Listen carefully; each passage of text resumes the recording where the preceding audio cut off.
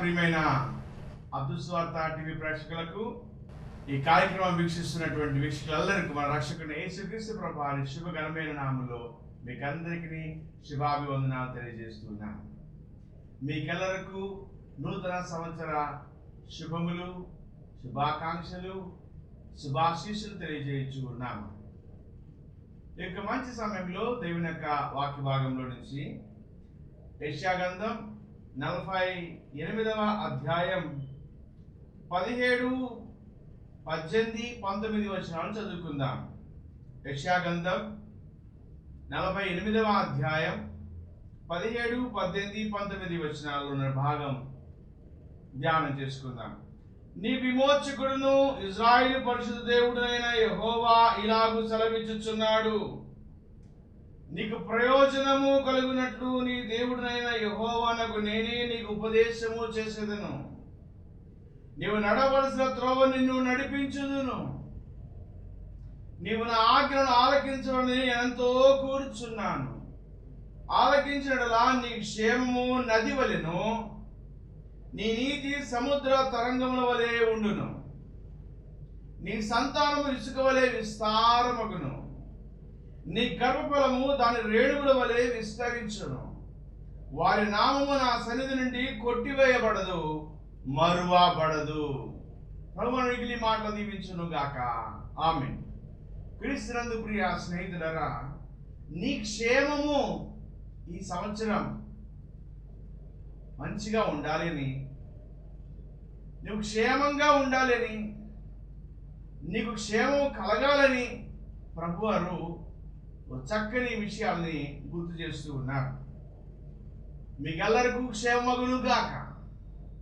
ప్రభు మిమ్మల్ని అందరూ సమస్త విషయంలో ప్రభు జయమునిచ్చి ఆశీర్వదించి శారీరకంగా, మానసికంగా, ఆర్థికంగా, సామాజికంగా, ఆత్మీయంగా వర్ధిల్లినట్లు ప్రభు కృప చూపును గాక. ఆమేన్. ఈ మంచి సమయంలో దేవుని యొక్క వాగ్దానం, నీ క్షేమము నది వలెను, నీ నీతి సముద్ర తరంగం వలె ఉండును. దేవుని యొక్క వాగ్దానాలు అవి కండిషన్స్తో కూడుకున్నటువంటివి, షరతులతో కూడుకున్నటువంటివి. నువ్వు ఈ విధంగా చేస్తే నేను ఈ విధంగా చేస్తాను, నువ్వు ఈ విధంగా నడిస్తే నేను ఈ విధంగా నీ కృప చూపుతాను, నువ్వు నా మాటలు ఆలకిస్తే నేను నిన్ను ఆశీర్వదిస్తాను, నువ్వు నా దగ్గరికి వస్తే నేను నిన్ను త్రోసివేయను. ఎంతో అద్భుతమైనటువంటి విషయం. నీ విమోచకుడు ఇశ్రాయేలు పరిశుద్ధ దేవుడైన యెహోవా ఇలాగు సెలవిచ్చుచున్నాడు, నీకు ప్రయోజనము కలిగినట్లు. ఎప్పుడు మన ప్రయోజనాన్ని కోరుకునేటువంటి వాడు, మన ప్రయోజనకారిగా ఉండాలని కోరుకునేటువంటి వాడు, మన అభ్యున్నతిని కోరుకునేటువంటి వాడు దేవుడు. నమ్మండి మాట.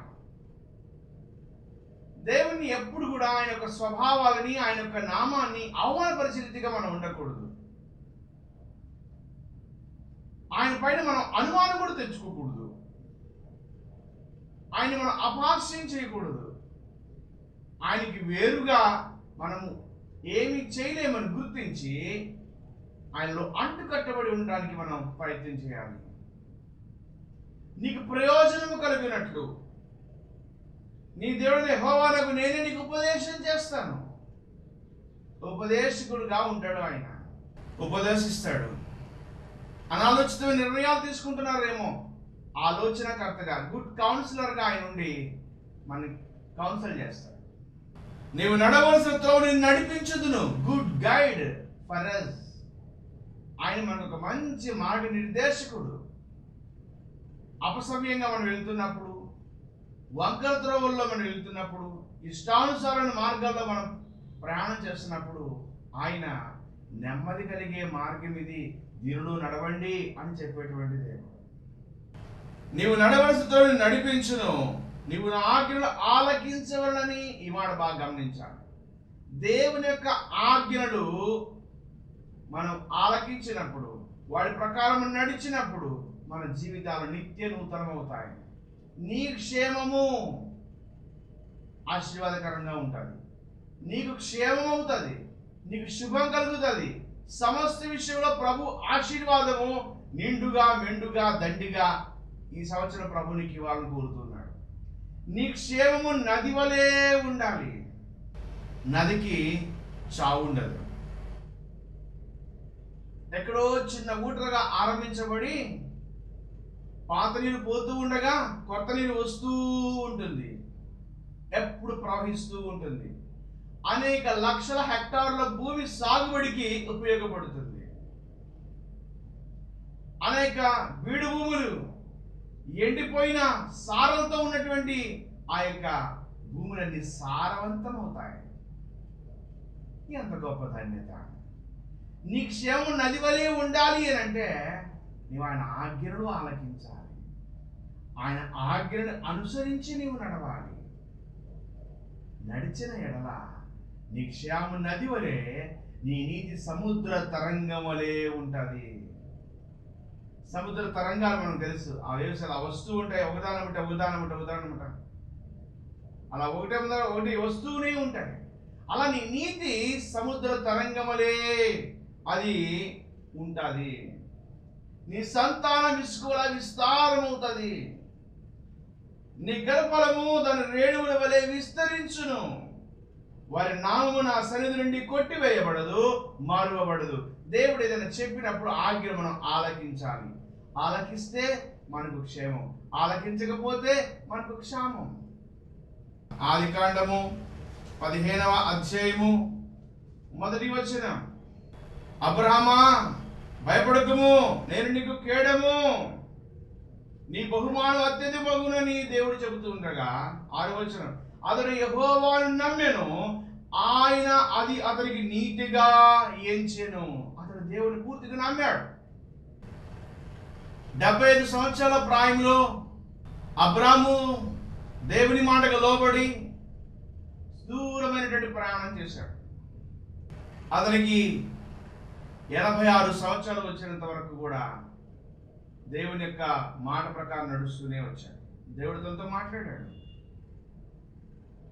నీ యొక్క సంతానం నేను ఇసుక రేణువుల వలె, ఆకాశ నక్షత్రం వలె చేస్తాను. అతడు నమ్మాడు. అబ్రహాముగా మార్చబడ్డాడు. శారగా పిలువబడింది. అబ్రామ్ అంటే తండ్రి, అబ్రహాం అనగా అనేక జనములకు తండ్రి. శారీ అంటే తల్లి, శారా అంటే అనేక జనములకు తల్లిగా వారి పేర్లు మార్చబడ్డాయి. వారు దేవుని యందు విశ్వాసం ఉంచారు, దేవుని యొక్క వాక్యానుసారంగా నడిచారు. ఈనాడు చాలా మంది వాక్యాన్ని వింటున్నారు, విని మర్చిపోతున్నారు. వింటానికి వింటున్నారు కానీ వారి చెవులు మందమెక్కిపోతూ ఉన్నాయి.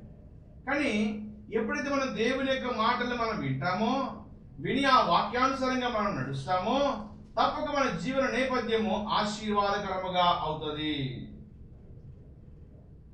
దేవా, నీ వాక్యానుసారం నడిచే భాగ్యము నాకు దయచేయి ప్రభా అని మనం దేవుని సన్నిధానంలో ప్రార్థించాలి.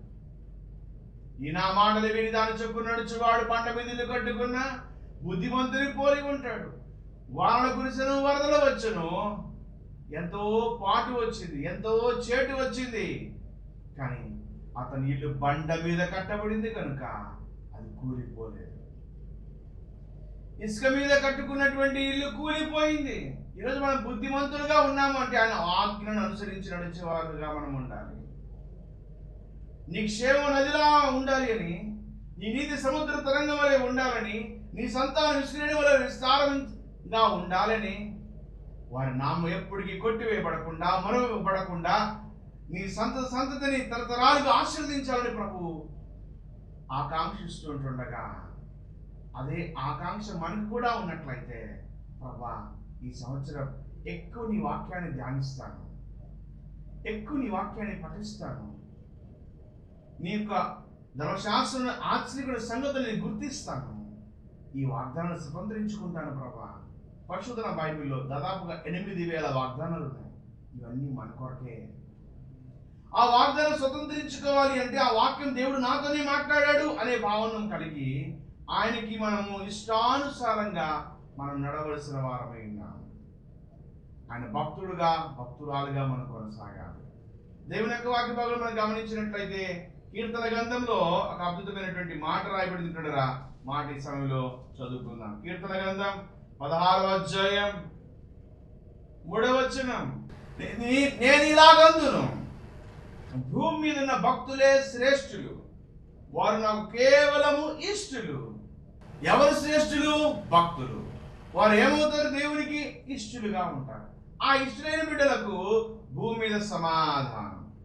ఆయన ప్రేమించే వారికి భూమి మీద సమస్యలు సమకూడి జరుగుతాయి. నీ క్షేమం నదిలా ఉండాలి, ఎండమావులా ఉండకూడదు, ఎండిపోయిందిగా ఉండకూడదు. దేవాతి దేవుడు ఎంతో ఇష్టపడుతున్నాడు. నీకు ప్రయోజనము కలిగినట్లు నేను నీకు ఉపదేశం చేస్తాను, నీవు నడవలసిన త్రోవను నేను నడిపిస్తాను. అంత మాత్రమే కాకుండా నేను ఆజ్ఞను ఆలకించిన ఎంతో కోరుతున్నాను. ఈరోజు ఆయన మాటలు విందామా? మన బిడ్డలకి దేవుని యొక్క వాక్యాన్ని పఠించడం నేర్పిద్దామా? చాలా మంది పిల్లలు బూతులు తిడుతూ ఉంటారు, జోకులు మాట్లాడుతూ ఉంటారు, డైలాగులు మాట్లాడుతూ ఉంటారు. పెద్దలకి విధేయత చూపకుండా వ్యతిరేకంగా మాట్లాడుతూ ఉంటారు. కారణం, వారి నోట దేవుని మాట ఉండదు. 119వ సంకీర్తన 9, 10, 11 వచనాల్లో మనం గమనించినట్లయితే భక్తుడు ఈ విధంగా ప్రార్థిస్తాడు. ఆ ప్రార్థన మనం ఒకసారి గుర్తు చేసుకుందాం. యవనస్తులు దేని చేత తమ నడతను సిద్ధిపరచుకుందరు, నీ వాక్యమును బట్టి దాన్ని జాగ్రత్తగా చూసుకున్న చేతనే కదా. నా పూర్ణ హృదయముతో నేను వెదకి ఉన్నాను, నన్ను నీ ఆజ్ఞలను విడిచి తిరగనీయకుము. నీ ఎదురు నేను పాపము చేయకున్నట్లు నా హృదయంలో నీ వాక్యం ఉంచుకొని ఉన్నాను. వాక్యం మన హృదయంలో ఉంటే పాపం చేయం. వాక్యం జీవింపజేస్తుంది, బలపరుస్తుంది, నెమ్మదినిస్తుంది, స్థిరపరుస్తుంది. అది మన త్రోవలకు వెలుగుగా ఉంటుంది, మన పాదములకు దీపముగా ఉంటుంది. ఎంత శ్రేష్టమైన మాటలు! ఆయన మాటలు మనం వినాలి, విని వాటిని ఆలకించినటువంటి మనం వాటిని ఆచరించాలి. మొదటగా ఆలకించాలి, రెండవది ఆలోచించాలి, మూడవది ఆచరించాలి. తద్వారా మనం ఆశీర్వదించబడతాం. ఆలకిస్తున్నామా? దేవుని మాటలు మనం ఆలకిస్తున్నామా? ఆలకించినటువంటి మనము ఆ వాక్యం గురించి మనం ఆలోచిస్తున్నామా? ఆలోచిస్తున్నటువంటి మనము ఆ వాక్యానికి ప్రకారంగా మనము ఆచరణ చేస్తున్నామా? తప్పకుండా ఈ సంవత్సరం దేవాతి దేవుడు మన క్షేమాన్ని నదిలా ఉంచుతాడు, విస్తరింపజేస్తాడు. కుటుంబాలు దేవుడు దీవిస్తాడు, సమస్తమైన సమకూడి జరిగిస్తాడు. అబ్రహాము దేవుని నమ్మెను, అది అతనికి నీతిగా ఎంచబడెను. 2 వృద్ధాప్యములు కాని ఉడికిపోయినటువంటి శారాను దేవుడు దర్శించాడు. అంత మాత్రం కాకుండా అద్భుతమైనటువంటి సహాయము సహకారము దేవుడు అనుగ్రహించాడు. తన ఉన్నతమైనటువంటి కృపను వారి పట్ల చూపినాడు. ఈరోజు నీవు, నేను, మనం అందరం కూడా దేవా నీ వాక్యానుసారంగా నడుచుటకు, నీ ఆజ్ఞను అనుసరించి నడుచుటకు నాకు బుద్ధిని దయచేయి, నాకు వినుబుద్ధి పుట్టించు నాయన. నేను మీకు వినుబుద్ధి పుట్టిస్తాను అంటాడు దేవుడు. నాకు అది అనుగ్రహించు ప్రభా. చెవి గలవాడు వినుడు గాక, నీ మాటలు వినేటువంటి కృప నాకు దయచేయి ప్రభా. నీ వాక్యం గురించి నేను అరులు చాచేటువంటి అనుభవం నాకు దయచేయి ప్రభా. సినిమాలకి, సీరియళ్ళకి, ముచ్చట్లకి బాగా టైం ఇస్తాం. ఒక 10 నిమిషాలు వాక్య ధ్యానంలోకి వెళ్ళేసరికి నిద్ర వచ్చేస్తుంది. ప్రార్థన చేయాలన్నా నిద్ర వచ్చేస్తుంది. కుటుంబ ప్రార్థన అన్నా నిద్ర వస్తుంది. మందిరంలోకి వెళ్తే చల్లగా నిద్రపోవాలనిపిస్తుంది. ఎంత బుద్ధిహీనత! ఆలోచించండి. అందుకే మనం ఆశ్రదించబడలేకపోతున్నాం. మన జీవితాలు ఇంకా ఎడారిలాగానే ఉన్నాయి. అరణ్యం వలె, అడవి వలె దిక్కుదోచని స్థితిలో సభ్యత కలిగి ఉన్నాయి. మారాలి జీవితం, మార్పు రావాలి. సంవత్సరం అద్భుతంగా మన కుటుంబాలు ప్రభువులో కట్టబడాలి, స్థిరపరచబడాలి. మెలకువతో దేవుని యొక్క సన్నిధానంలో ఆయన కృప కొరకై వేడుకుతూ మనం కొనసాగాలి. అటువంటి ధన్యత కొరకై మనం ప్రయాసపడాలి. నీ వాక్యాన్ని నేను వింటాను ప్రభా. యాత్రికుడు నా బస్సులో నీ కట్టడు నాకు హేతువులాయను అంటాడు భక్తుడు. నీ వాక్యం నన్ను బ్రతికిస్తుంది, అది నా బాధ నాకు నెమ్మదినిస్తుంది అంటాడు. కురువిన మెదడు దొరికినట్లుగా నీవు నాకు దొరికేవయ్యా. ఎవరి దగ్గరికి వెళ్తాం? ఎవరు మాకు బోధిస్తారు? మా సద్బోధకుడు నీవేనయ్యా అంటారు శిష్యులు. అనేకమైన విషయాలు ప్రభు వారికి తెలియచేసినట్లుగా మనం చూడగలుగుతాం. క్రీస్తునందు ప్రియ స్నేహితుడా, సహోదరుడా, సహోదరి, ఈరోజు వాక్యాన్ని వీక్షిస్తున్నటువంటి నీతో ప్రభు చాలా స్పష్టంగా మాట్లాడుతున్నాడు. నీవు నా ఆజ్ఞలు ఆలకిస్తావా? మనసు పెడతావా? శ్రద్ధ చూపిస్తావా? నా ఆజ్ఞలు అనుసరించి నడుస్తావా? నేను నీ దగ్గర నుంచి ఏమీ కోరడం లేదు, నా మాట విను. Just listen my words and follow me.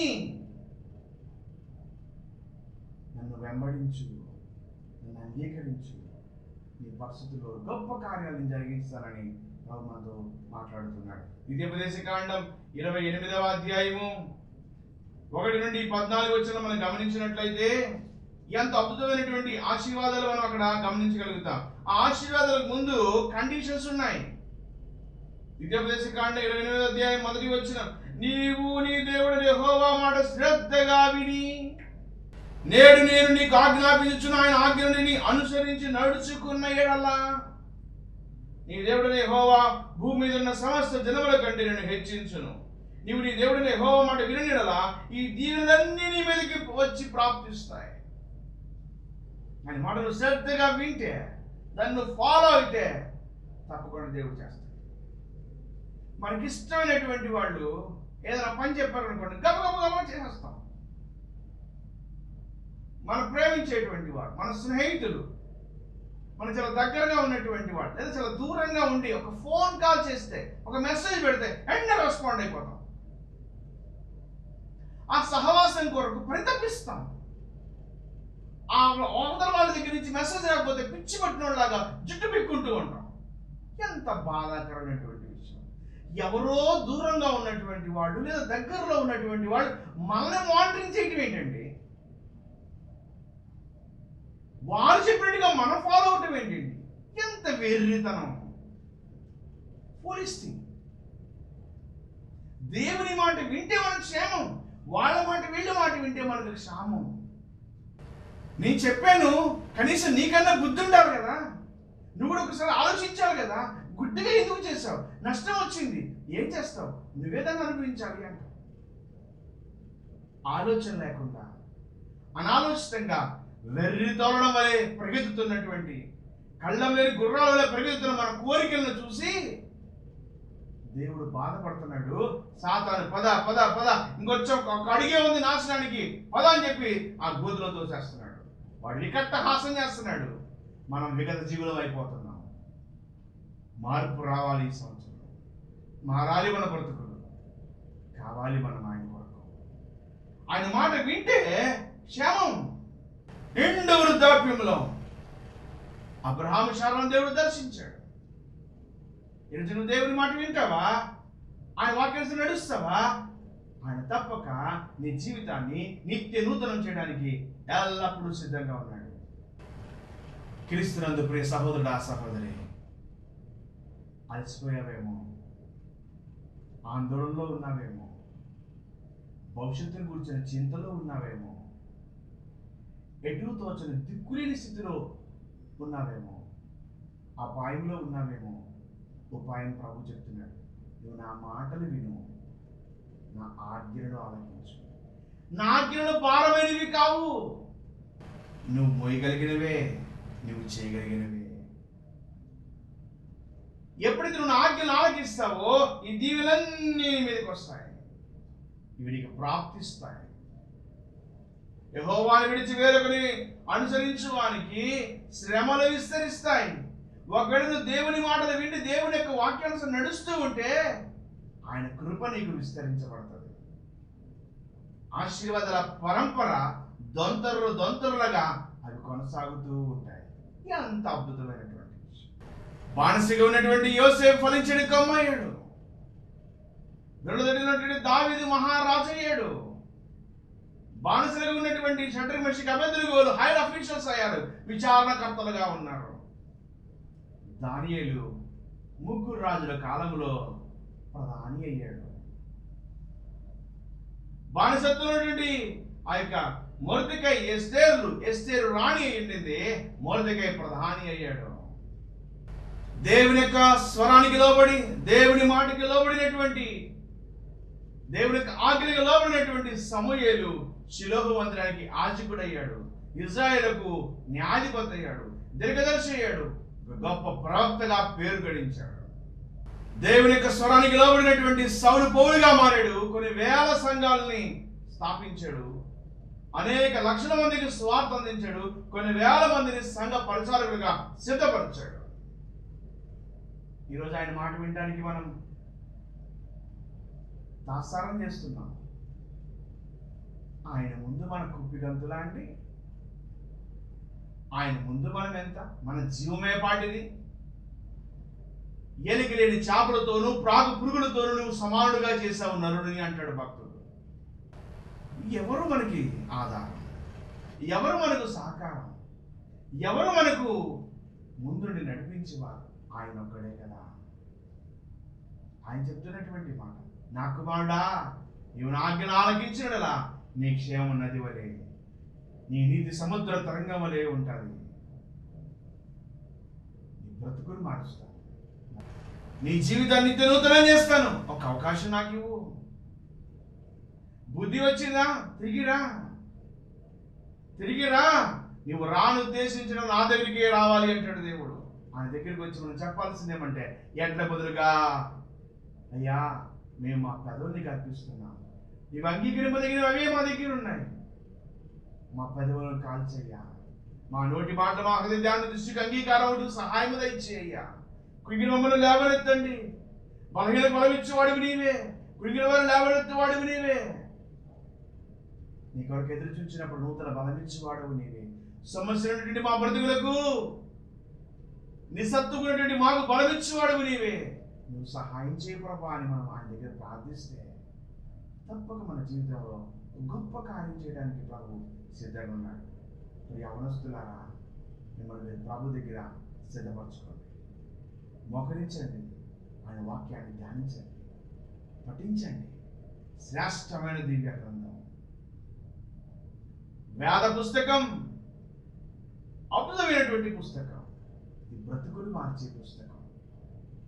ప్రేమ సందేశం దీనిలో దాగి ఉంది.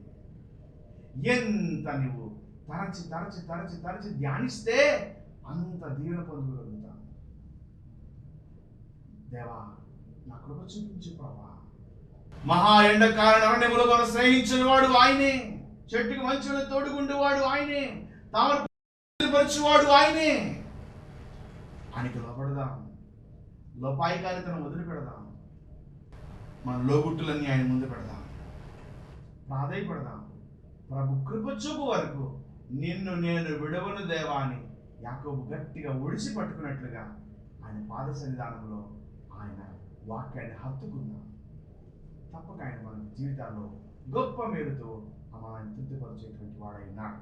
అంత మాత్రమే కాకుండా దేవుని యొక్క వాక్య భాగంలో మరొక సందర్భం మనం చూసినట్లయితే యోహాను సువార్త 15వ అధ్యాయము 5, 6, 7 వచ్చినటువంటి భాగం మనం చదువుకుందాం.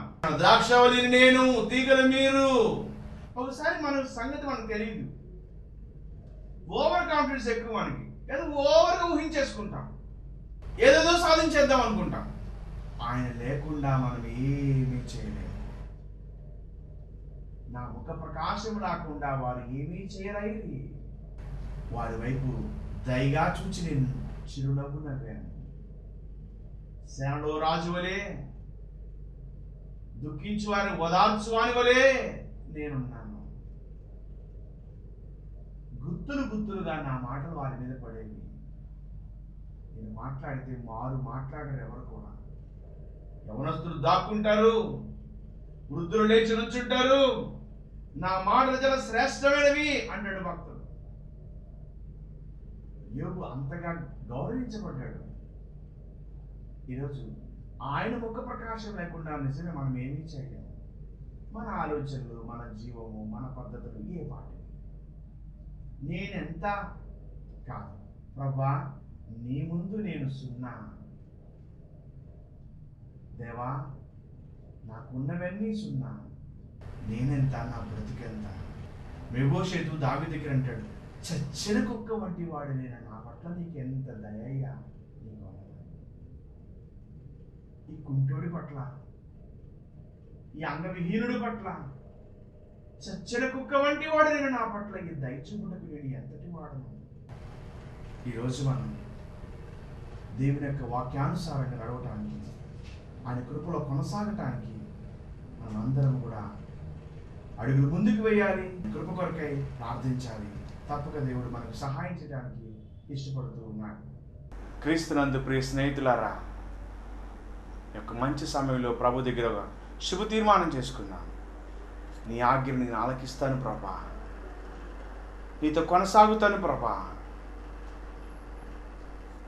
ద్రాక్షవల్లి మీరు, తీగను నేను, మీలో అంటు కట్టబడతాను ప్రభా అని ప్రభు సన్నిధానంలో ప్రార్థన చేసుకున్నాను. యోహాను సువార్త 15వ అధ్యాయం 7వ వచనం, నా యందు మీరును మీ యందు నా మాట నిలిచి ఉన్న ఎడల మీకు ఏది ఇష్టమో అడుగుడి, అది మీకు అనుగ్రహించబడును. మీరు బహుగా ఫలించడం వలన నా తండ్రి మహిమపరచబడును. ఇందువలన మీరు నా శిష్యులగుదురు. ఎవడైనా నా యందు నిలిచి ఉండనడలా వాడు తీగ వలె బయట పారవేయబడి ఎండిపోవును. మనుషులు అట్టి వాటిని పోగు చేసి అగ్నిలో పారవేతురు, అవి కాలిపోవును. ఆ కాలిపోయే స్థితిలో నుంచి మనం బయటికి రావాలి. ప్రభా, నీకు వేరుగా నేనేమి ఉండను ప్రభా, నీకు అనుకూలంగా నేను జీవిస్తాను, నీపై నేను ఆనుకుంటాను, నా స్థితిని నేను ఎరుగుదును. ద్రాక్షవల్లి మీరు, తీగను నేను ప్రభా, మీరు అంటు కట్టబడి నేను పైకి ఎదగాలని కోరుకుంటున్నాను, నాకు సహాయం చేయ ప్రభా అని ప్రభు సన్నిధానంలో ఒక శుభ తీర్మానం చేసుకున్నాం. ప్రభు మనం ఈ మాటలు దీవించి ఆశీర్వదించి గొప్ప అద్భుతమైన జాయమును మన క్షేమ నది వలె ఆయన విస్తరింపజేసి, మన నీతిని సముద్ర తరంగం వలె ఆయన వృద్ధిపరిచి, మనల్ని మన కుటుంబాలను, సంఘాలను, పరిచర్యలను, వింటున్న భక్తులందరినూ, ఆయన ప్రేమించే వారందరినూ ఆయన తన గొప్ప కృపతో ముందుకు నడిపించి దీవించును గాక. ఆమేన్. ప్రార్థన చేసుకుందాం. సకల ఆశీర్వాదాల కారణమూతుడైన దేవా, నీ వాక్యానుసారంగా మేమందరం నడుచుటకు సహాయము దయచేయండి. నీ క్షేమము నది వలె ఉండాలి అని మాకు ప్రయోజనం కలిగినట్లుగా నీ ఉపదేశం చేశారు. మేము నడవలసిన మార్గము అది నెమ్మదినిచ్చే మార్గం అని నీ మార్గం గురించి తెలియజేశారు. భక్తులు నడిచారు. మా ప్రభా, మా తండ్రి దీవించబడ్డారు. అలా ఈ యొక్క సమయంలో మా ప్రభు ఈ కార్యక్రమం విశేషాలు ఎల్లరూ దీవించబడాలని మనస్ఫూర్తిగా ఆశీర్దిస్తున్నాం, ప్రార్థిస్తున్నాం. ప్రతి బలహీనతను కొట్టివేసి నీ బలం అనుగ్రహించి జయ జీవితాన్ని బిడ్డలకు ప్రసాదించమని కోరుతున్నాం. మా ప్రభా, తలపెట్టి ప్రతి కార్యమును మీరు మా ప్రభా, మా తండ్రి నాయన అది శుభకరంగా జరిగించమని కోరుతున్నా. ఆమేనని వాడా ప్రతి వాగ్దాన బిడ్డల జీవితం నెరవేర్చమని కోరుకుంటూ, ప్రతి బలహీనతను కొట్టివేసి నీ బలముతని బిడ్డలు మా ప్రభా, మా తండ్రి ముందుకు నడిపించి గొప్ప అద్భుతమైన జయం ప్రసాదించమని కోరుతూ ప్రార్థిస్తుంటున్నాం. ఈ సమయంలో ప్రభా, టీవీ ప్రోగ్రామ్ స్పాన్సర్ చేసినటువంటి దాసాడు పసుపులేడి పద్మక కొరకు వందనాలు, సత్యమని కొరకు వందనాలు, ఇరుకు మార్తలు మా ప్రభా, మొదటి ప్రవళికను సాలిషి కుటుంబాల కొరకు వేడుకుంటున్నాం. ఎప్పుడైనా స్థిరపరచండి, బలపరచండి, గొప్ప కార్యం కుటుంబంలో కూడా జరిగించమని కోరుకుంటూ అంత ప్రభావం మీకు ఆరోపిస్తూ అసలు యేసు పరిశుద్ధమైన నామములో విశ్వాసంతో స్తుతించి ప్రార్థించి స్తోత్రం చెల్లించడానికి వేడుకుంటున్నాము తండ్రి. ఆమేన్. మన తండ్రి అయిన దేవుని ప్రేమ, కుమారుడైన యేసుక్రీస్తు వారి గొప్ప కృపారక్షణ, పరిశుద్ధాత్మని అన్యోన్య సహవాసం, సమాధానం కార్యక్రమాన్ని వీక్షిస్తున్న బిడ్డలందరికీ, స్పాన్సర్ చేసిన కార్యక్రమాన్ని స్పాన్సర్ చేసిన బిడ్డలకు తోడయ్యండి. సమస్త విషయాలు జయమించి ముందుకు నడిపించు గాక. ఆమేన్, ఆమేన్, ఆమేన్. Praise the lord.